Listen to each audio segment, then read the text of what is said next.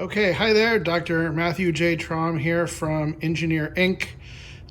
This is just a quick video to show you the process that I am attempting to put a threaded hole, a 1032 through hole, into an inexpensive digital caliper. You can see I've marked the spot where that threaded 1032 hole needs to go.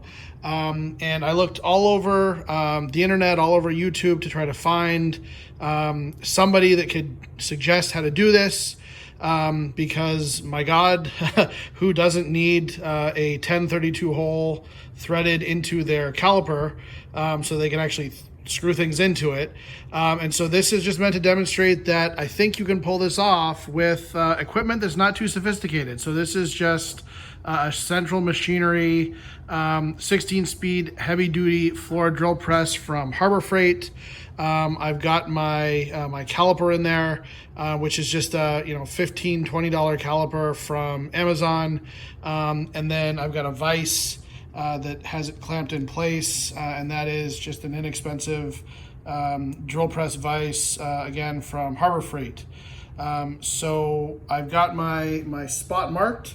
And I'm just going to start out with a center drill here, and then this is a number 21 drill bit, which is the drill bit that one needs for the 1032 hole. So I'm just going to go through the process and show you guys step by step what I've done to try to get this hole drilled into my caliper. And I should mention these are steel jaws. So I am cutting into steel with this drill press and these tools.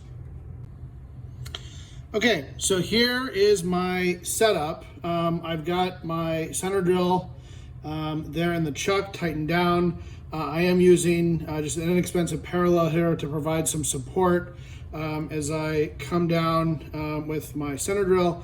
And I've got the spot that I want to cut the hole marked there with a Sharpie so that it's easy to spot by eye. I'm just gonna line everything up. Okay, and turn on the drill and give it a whirl.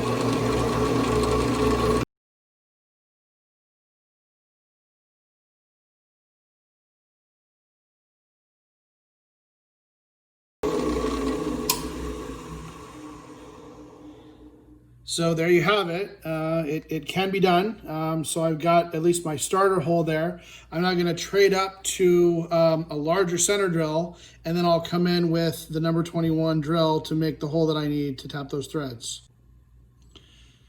Okay, similar setup, except now I've got a larger center drill in there so I can make this hole a bit bigger, but that smaller center drill made a nice hole that I can kind of seat into. I did move my parallel from the far side to the near side of this hole because the vibrations were causing it to kind of fall off.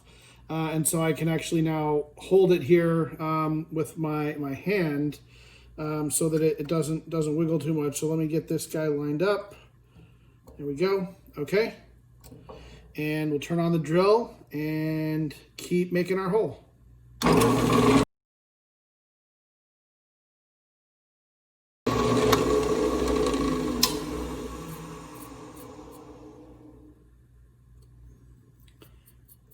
So now I've got a bit bigger hole there in place, and I think I'm ready now to add my drill. Okay, I've got my number 21 drill in there now. I got a lot of cutting fluid on there. All the speeds are set correctly for the material I'm cutting into, and we'll give this a whirl.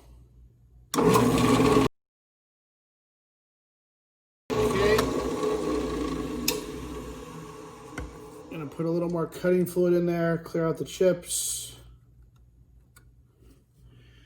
And go again.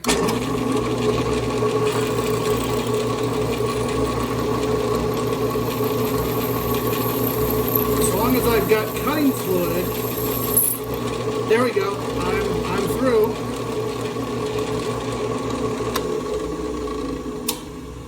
All right, so I've got my through hole.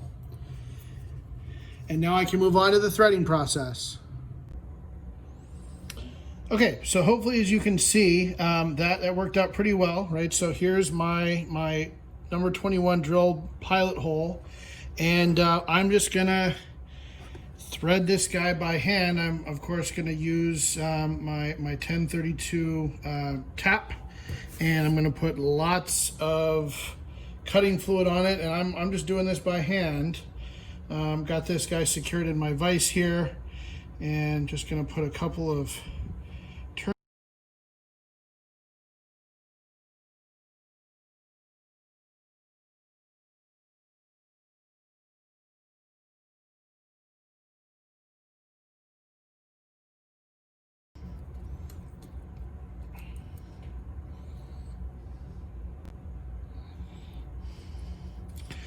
All right, I've broken through, so the hardest part is over.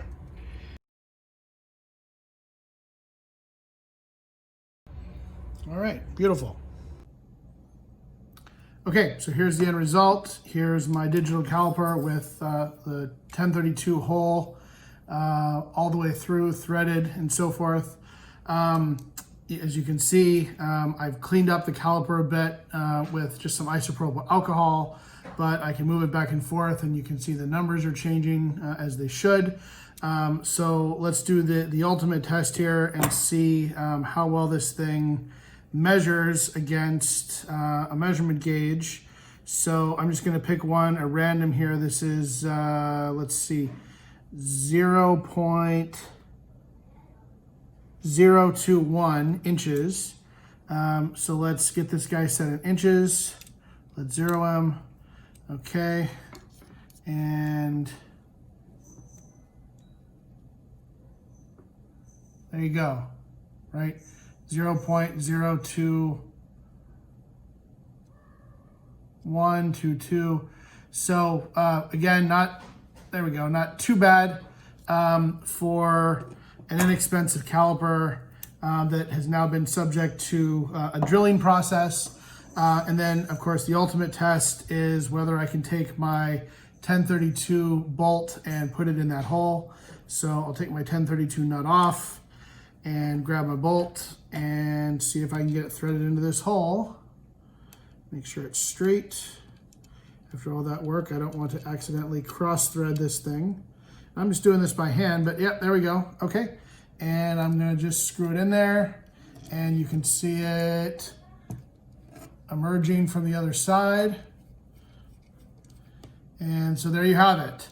An inexpensive caliper with precision down to 1/1000th of an inch that I've now drilled and tapped a 1032 hole into, so that if I want to mount something to this and then measure how far I'm moving it, I can do that successfully. So that's the end result. Thank you for your time and attention to this video. Hope to see you next time. Bye.